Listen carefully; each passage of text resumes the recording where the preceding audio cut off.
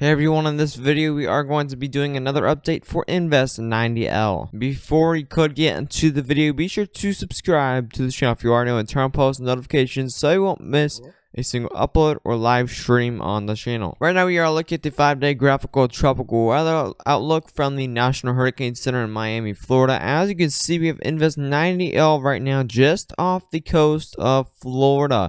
This has a 50% chance of a cyclone formation in 5 days and 48 hours as of 2 p.m. Eastern Daylight Time Sunday. As we look at the satellite imagery, we are actually seeing more convection than we did yesterday, and this is definitely looking more of a healthier system, but definitely a tropical depression looks to be definitely possible by later today. If this does actually have more convection within it, they have launched a recon into this, an aircraft recon that is investigating Invest 90L. As you can see, you can clearly see that rotation center. You can't really see it that clearly, but you can see the rotation within this, but they can't really find the center of this thing. It's somewhere in here. As you can see, those rotating clouds or somewhat, the low pressure is actually somewhere in there, but they can't clearly see the center. It's definitely well above those tropical depression winds, but they clearly can't see the center, so they aren't naming it yet as that tropical depression, but it's definitely has tropical depression winds. Now, as you look at the model intensity guidance, like I said, it does have that tropical depression strength at 30 knots or 40 miles per hour. However, they can't really see the center. Even if this was over in 60 mile per hour at a tropical storm strength and they couldn't see the center, they still wouldn't name it as a tropical storm. So they really need to clearly see the center of this thing to really name that tropical depression. As you can see, a lot of these are under that tropical storm strength. However, a couple do go into a low-end tropical storm. Most are under just a tropical storm, maybe a high-end tropical depression for now. But as you can see, it kind of stays there. As you can see, past 160 hours, the DSHP model still has it around a tropical depression strength, which is quite interesting because it's going to be over land and it might even go into the Gulf.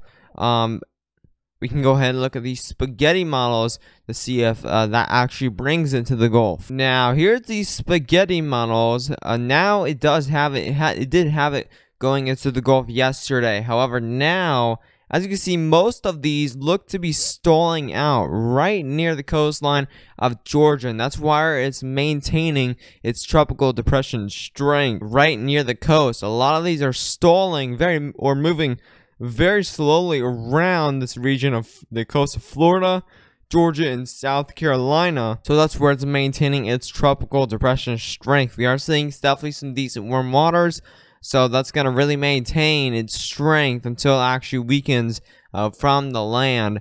Now, as you can see, the Avni and HMNI models bring out to sea just to the west of Cuba, right between the U.S. and Cuba. But a lot of these are just stalling out right in the U.S. Definitely, this is going to bring a lot of rainfall over to Georgia, Florida, and South Carolina. But definitely winds, maybe rip current risks definitely will be accelerating very soon, if not now, for coastlines of Florida, Georgia, and South Carolina. Even North Carolina could see some rip current risks from this tropical system. So definitely be aware of that if you do plan to go onto the beach. If you do live anywhere along the Florida coastline, Georgia, South Carolina, North Carolina, even Virginia, all the way up to Washington, D.C. coastline area, you could definitely see a rip current risk throughout the next week or so. So definitely be aware of that. Winds also may be gusty over in Florida, Georgia, South Carolina for the next for this week or so, if this does stall out over in that area. But definitely won't be very strong like a hurricane strength, but it definitely will be very gusty throughout the days. GFS and symbols are pretty much the same as the model track guidance. As you can see, it just stalls out right over here or moves very, very slowly. As you can see, it even reaches 1,012 millibars by the time it reaches the Florida coastline and that'll bring it to a tropical. Well, it's already at the tropical depression strength, like I said, but they can't really find the center. But it definitely could become that tropical depression if they can find that center on satellite imagery. Of course, we do need more convection, so if we could get more convection, that would definitely name it that tropical depression. Lastly, let's go ahead and look at the GFS symbols. Some symbols bring it into the Gulf. However, those are just a couple of small symbols. A lot of these in that main black line just stalls out right near Georgia, Florida, South Carolina. All these models are finally agreeing. This is the moment that we've been waiting for, and they're definitely finally agreeing that this is just going to stall out right near the coastline, bring a lot of rainfall, maybe some gusty winds, and definitely rip current risks will accelerate. But if you did enjoy the video, be sure to subscribe to the channel if you are new and turn on post notifications so you won't miss a single upload or live stream on the channel. Also, make sure to share this video with anyone that may want a forecast for Invest 90L. But anyways, stay safe.